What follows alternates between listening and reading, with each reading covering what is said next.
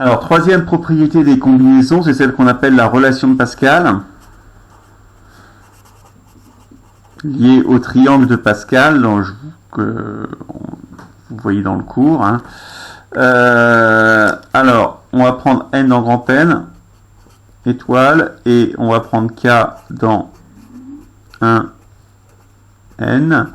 Alors, on a besoin que ce soit supérieur ou égal à 1, parce que la relation, c'est de dire que k parmi n, c'est en fait la somme de deux coefficients binomiaux précédents, k-1 parmi n-1 et k parmi n-1. Donc voilà celle qu'on appelle la relation de Pascal.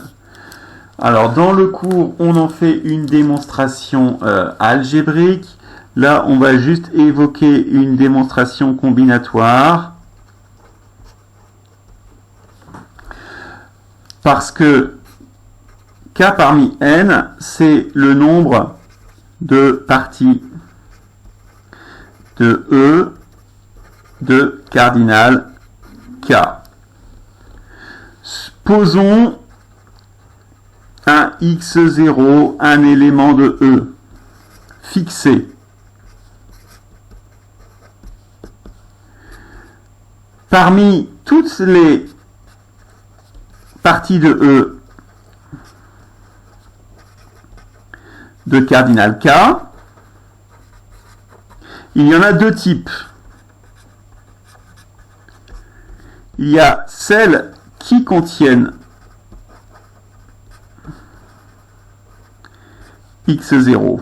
Alors, celles qui contiennent x0, combien il y en a? Eh bien, puisqu'on a déjà x0, il nous reste en fait à retrouver k-1 autres éléments de E parmi les n-1 autres éléments de E. Donc, il y en a k-1 parmi n-1, c'est ce terme-là. Et ensuite, il y a celles qui ne contiennent pas x0.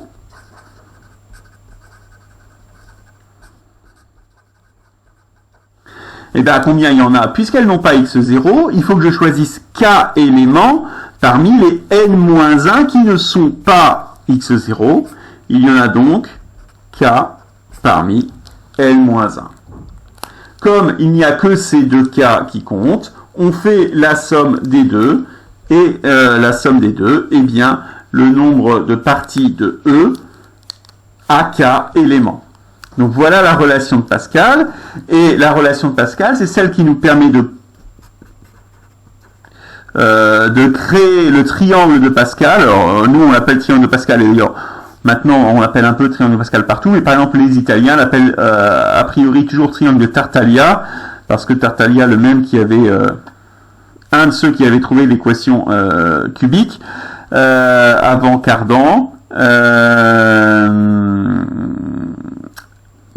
connaissait aussi, mais c'était connu précédemment même des antiques.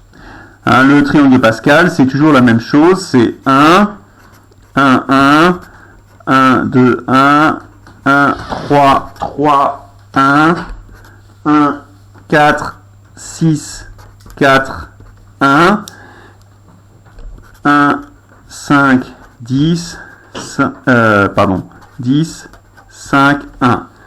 Et on construit le triangle de Pascal toujours de la même façon. Hein. On fait la somme du terme qui est toujours immédiatement au-dessus et au-dessus à gauche. Et c'est exactement ce que représente la relation de Pascal ici. Hein. Parce que ici, k parmi n, c'est k parmi n-1 qui est juste au-dessus et k-1 parmi n-1. C'est-à-dire que là, vous avez l'axe des k et là, vous avez l'axe des n. Voilà le triangle de Pascal. Et on arrive à la dernière propriété qui est le binôme de Newton dont on a déjà parlé.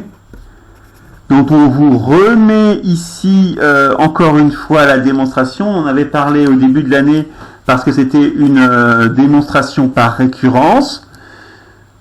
Là, on insiste aussi sur la démonstration combinatoire. quel que soit A, B, alors on va les prendre dans R, ça pourrait être des complexes pour ceux qui travaillent sur les complexes, quel que soit N dans grand N, A plus B à la puissance N, c'est sigma pour K égale 0 à N, du coefficient binomial K parmi N, multiplié par A puissance K et B puissance N moins K, formule que vous connaissez, j'espère. Si ce n'est pas le cas, bah, ça devient urgent. Le principe, si on veut la démontrer de façon combinatoire, c'est de dire que quand on fait le produit, eh bien, pour les termes, l'ensemble des termes, il faut que la somme des puissances vale n, forcément, hein, puisqu'il y a n parenthèses à multiplier. Et après, on fait un choix. Si on veut avoir a à la puissance k, forcément on a b puissance n moins k. Et a à la puissance k, il faut que parmi les n parenthèses que l'on va écrire, on en choisisse k. Mais choisir k parenthèses parmi n, c'est exactement ce coefficient binomial. Ça explique le coefficient qui est là, devant. Et c'est pour ça qu'on l'appelle coefficient binomial.